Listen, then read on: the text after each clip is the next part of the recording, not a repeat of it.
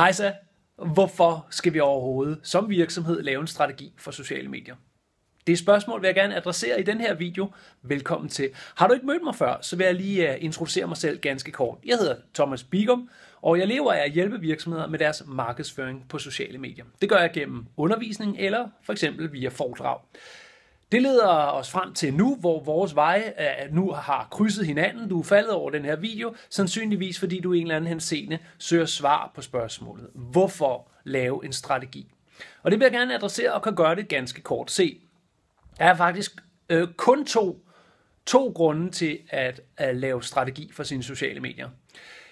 Den ene er, at man kan tjene nogle flere penge, altså skabe noget bundlinje for sin virksomhed. Den anden, faktisk lidt mere overset, grund til at fuldende og færdiggøre en strategi og gøre sådan nogle tanker og træffe nogle beslutninger.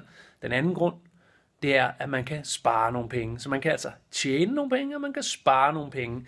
Man kan tjene noget bundlinje, man kan tjene noget omsætning, og man kan spare penge, tid, man kan spare ressourcer på den anden konto. Så husk, der er altså to sider, der bakker hinanden op her.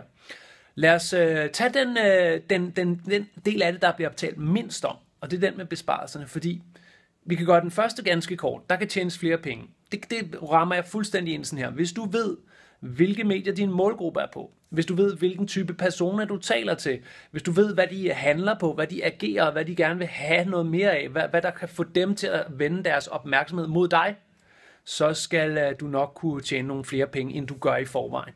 Forudsat, at du har et eller andet funktionelt iværksætter-setup eller virksomhedsmæssigt setup, som gør, at folk de kigger din retning. Så lad os tale om den anden, besparelserne. Hvis du vidste, hvor mange jeg har mødt på min vej, der har gjort tingene forkert, og også indrømmet, efter de har fået indsigter, at de har gjort tingene forkert, så vil du, ligesom jeg, finde spanden frem og få kraftige opkastfornemmelser. Det er altså en bestyrtende stor mængde tid, der bliver brugt på at gøre, som man måske tror er rigtigt. At gøre på må og få, at teste i højre og venstre, uden...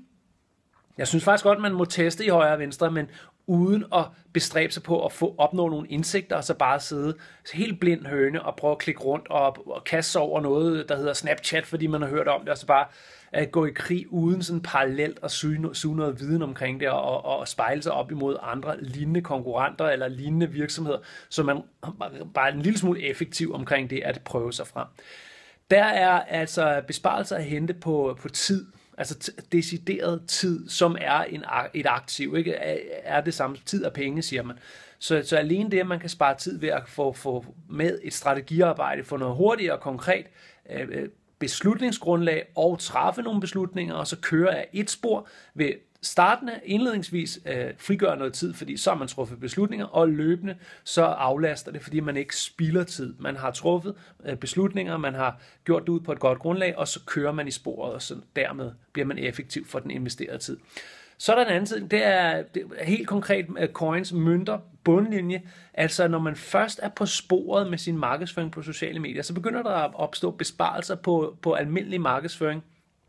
Man vil have nogle Facebook-opslag, som smører kæden i hele maskineriet, sådan så andet markedsføring, for eksempel Facebook-annoncer eller AdWords, det former sig, så det glider nemmere, fordi folk har hørt organisk om ens virksomhed. Det kan jeg godt lige forklare kort med nogle lidt andre ord. Altså når man først har brandet og positioneret sig via gedigent social media arbejde, Twitter, LinkedIn, Facebook, you name it, det kan være Instagram, det kan sågar være Snapchat, som allerede nævnt, så er der altså andet markedsføring, der fungerer bedre. Når vi er her i vores egen virksomhed, Bigum & Co., at annoncere og køre almindelig markedsføring, vi har også prøvet print sågar, så ved vi jo godt, at det resultat er blevet afsmittet af, at vi er stærke på sociale medier. Vores brand og vores positionering er stærk, så virker andet markedsføring bedre for den enkelte krone. Det vil sige, at du får optimeret den enkelte krone, der er besparelser at hente. Du skal ikke råbe lige så højt for den samme effekt. Så kommer der den sidste, jeg vil nævne der på den konto for besparelser. Først var det tid, så var det almindelige markedsføringskroner, så kommer den tredje besparelse. Det er på noget som HR, når man skal samle tropperne, når man skal have frivillige, og man skal råbe op, hvem har lyst til at melde sig som frivillig til vores kulturprojekt, for eksempel, hvis vi er nede i det leje, hvor der ikke er så mange midler, eller rykker lidt op. Hvem vil være vores nye praktikant, eller hvis vi rykker endnu længere op, hvem vil være vores nye ansat? Prøv at høre. Direktøren for Thise Mejeri udtalte tidligere i år, at han var overrasket over effekten af et jobopslag, der kun gik ud på Facebook, hvori at Thise Mejeri spurgte, kender du en, der kan arbejde i den her stilling? Så bliver direktøren overrasket over, hvor mange kandidater med høj kvalitet ansøgere, der kommer ind til den her stilling. Og det har han også lov at være, og jeg så tallene, jeg var også overrasket selv, men sover man 2 gange på det er sgu da ikke så mærkeligt, at Facebook er et medie, hvor man virkelig kan få altså hvis man først har med en god strategi fået bygget sig en stemme, at man så bagefter kan udnytte den stemme og hæve, udbyttet i form af synlighed, online synlighed, der gør, at man for eksempel kan rekruttere. Man kan skaffe nogle frivillige, der skal hjælpe. Man kan skaffe nogle praktikanter, der skal hjælpe. Man kan skaffe deciderede ansatte til sin virksomhed billigere end ved normal kraft, altså normal jobopslag, stillingsopslag og slåen på tromme.